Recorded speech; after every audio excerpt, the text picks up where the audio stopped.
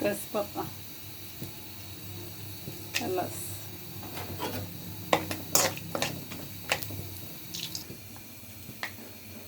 পেঁপে কুচি, গাজর কুচি, আলু কুচি,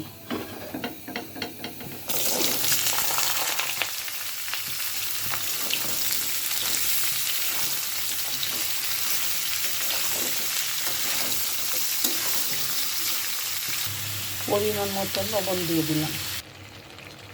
এখন আমি দিয়ে দিচ্ছি অল্প কিছু আদা বাটা আর রসুন কুচি, পেঁয়াজ কুচি।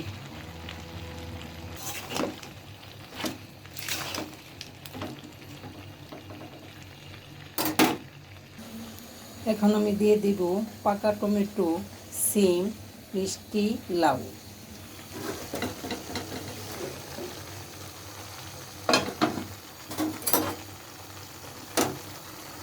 দিয়ে দিলাম। এখন আমি কর্নফ্লাওয়ার দিয়ে দিচ্ছি। কর্নফ্লাওয়ার দেওয়ার পর একটু লাড়া, ঘন ঘন লাড়া দিতে হবে, না হলে দলা পেকে যাবে।